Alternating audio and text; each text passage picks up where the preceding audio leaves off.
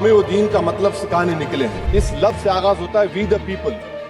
اس کا آغاز بھارت ماتا کے نام سے نہیں ہوتا۔ اگر بھارت کو دیوی کہنے اور اس کے آگے سجدہ کرنے تو دراصل قوم پرستی کو، وطن سے محبت کو مذہب میں تبدیل کر رہے، اور پھر یہاں پر بول رہے کہ اگر بھارت میں رہنا ہے تو وندے ماترم گانا پڑے گا۔ بھائی یہ تو سمویدھان کے خلاف ہے۔ لا الہ الا اللہ، نہیں ہے کوئی خدا سوا۔ وطن سے بے انتہا محبت ہے میڈم، اور انشاءاللہ ہمیشہ رہے گی، مگر باوجود اس کے کہ میری مسجد، میری عبادت گاہ، میرے کپڑے، میرے کاروبار پر حملے ہوتے، مگر میں پھر بھی کہتا ہوں کہ وطن میرا، ہر وطن کو ہم چھوڑ کر نہیں جائیں گے۔ مگر حب الوطنی کا کیا مطالبہ ہے؟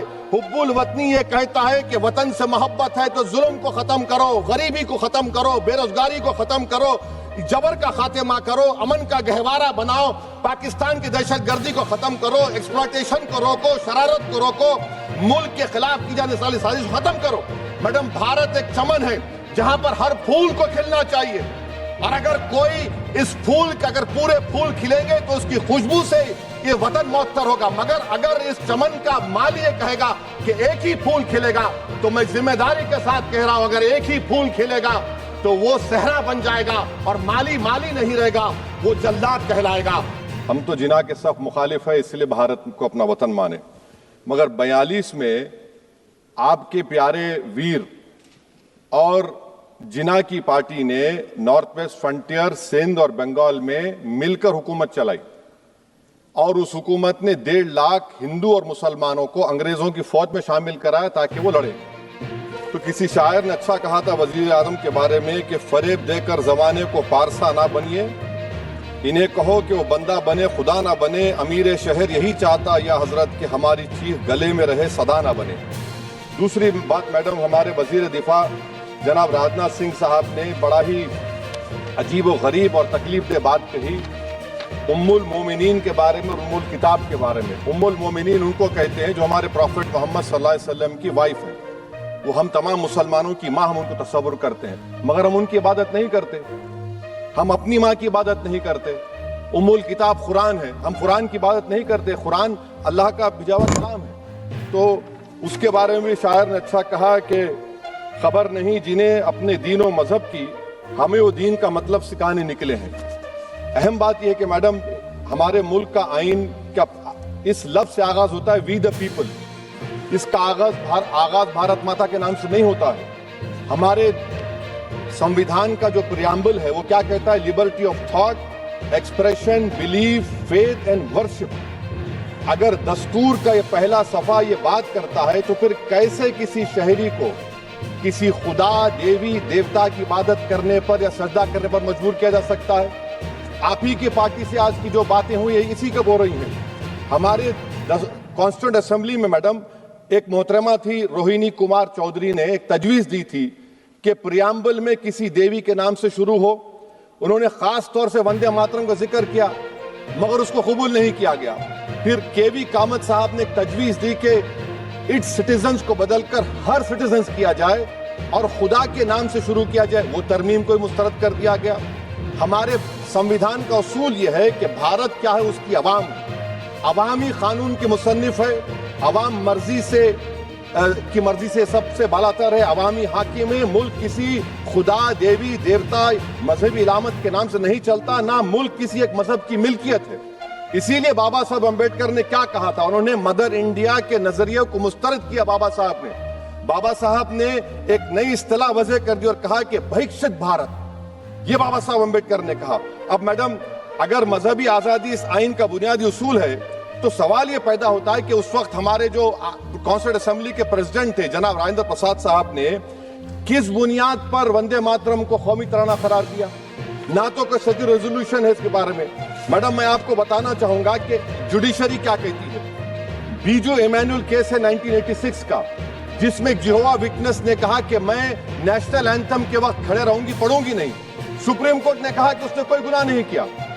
وہیں ایک 2017 کا کیس ہے اشونی اپادھیائے کا کیس سپریم کورٹ کا، انہوں نے کہا گائیڈ لائنز دیے جائیں وندے ماترم پر، سپریم کورٹ نے نہیں کہہ دیا۔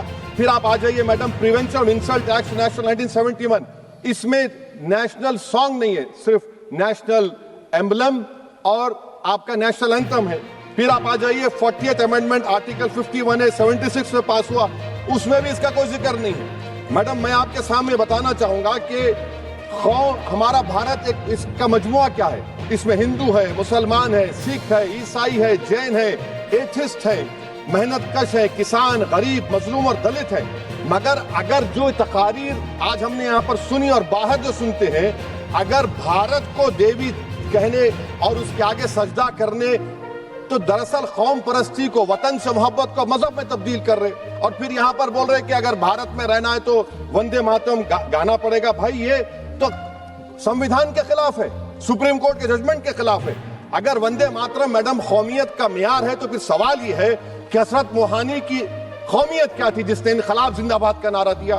اگر یوسف مہر علی نے quit India Simon go back کا نعرہ دیا تو اس کی قومیت کیا تھی؟